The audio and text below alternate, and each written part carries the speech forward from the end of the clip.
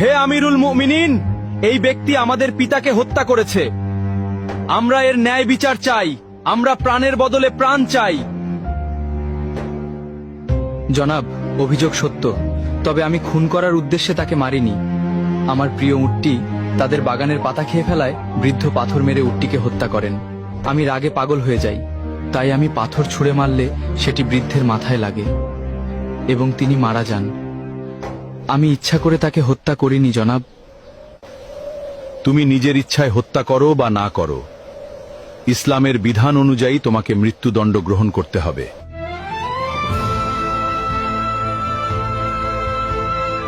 আমিরুল মুমিনিন, যেহেতু ইসলামী বিধান অনুযায়ী আমাকে শাস্তি পেতেই হবে, সেহেতু আমি এটা মেনে নিচ্ছি। তবে আমাকে 3 দিন সময় দিন। আমার কাছে একটি এতিম বাচ্চার কিছু সম্পদ রাখা আছে। আমাকে গ্রামে গিয়ে সেই এতিম বাচ্চার আমানতটি বুঝিয়ে দিয়ে আসতে দিন, না হলে হাসরের মাঠে আমাকে খেয়ানতের দায়ে অপরাধী হতে হবে।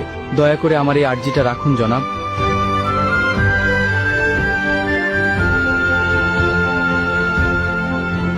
ঠিক আছে, আমি তোমাকে ছেড়ে দিতে পারি, কিন্তু শর্ত হলো কাউকে তোমার জামিনদার হতে হবে। তুমি ফিরে না এলে তাকেই তোমার বদলে মৃত্যুদণ্ড দেওয়া হবে।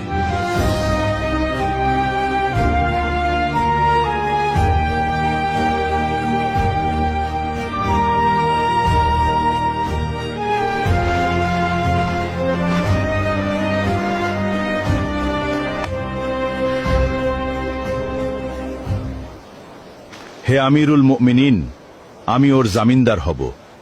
ও যদি না আসে আপনি আমাকেই শাস্তি দেবেন। ঠিক আছে, মঞ্জুর করা হলো। 3 দিনের মধ্যে যদি তুমি ফিরে না আসো, তাহলে তোমার পরিবর্তে আবু যর গিফারিকে হত্যা করা হবে।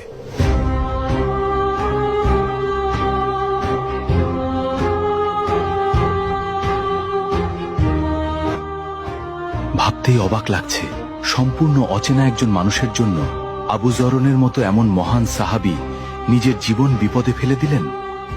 আল্লাহ না করুন, ওই বেদুইন যুবক যদি আজ ফিরে না আসে, তবে আমাদের মাঝ থেকে এমন একজন শ্রেষ্ঠ মানুষের প্রাণ চলে যাবে। কি যে হবে আজ।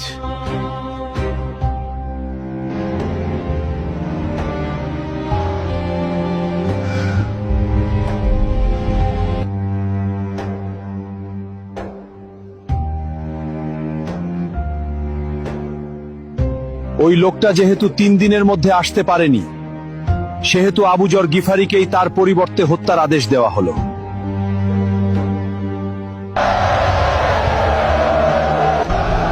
থামুন, সে ফিরে এসেছে।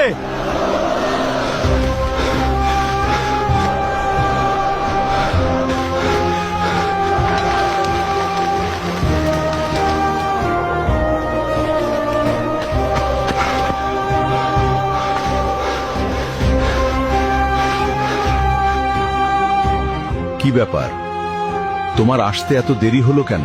আমিরুল মুমিনিন, মাফ করবেন।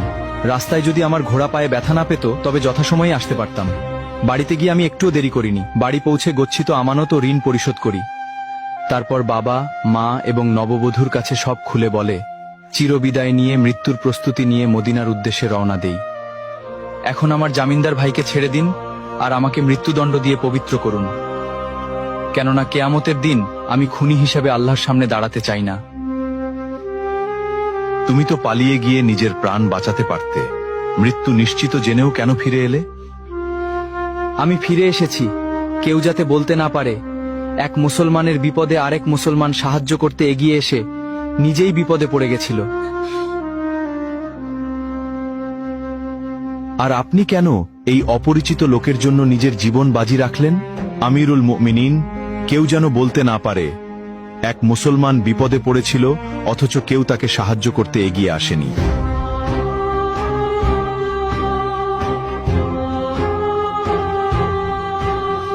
হে খলিফা, আপনি তাকে মুক্ত করে দিন। আমরা তার উপর করা অভিযোগ তুলে নিলাম। কেন?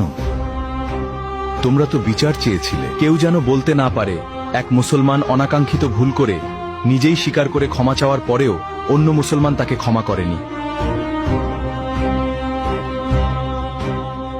আজ তোমরা প্রমাণ করলে এই উম্মাহার বুক থেকে ওয়াদা পালন একে অপরের প্রতি বিশ্বাস এবং ক্ষমার গুণ হারিয়ে যায়নি। জেনে রাখো, যেখানে বিশ্বাস এবং ক্ষমা থাকে সেখানে আল্লাহর রহমত সবচেয়ে বেশি বর্ষিত হয়।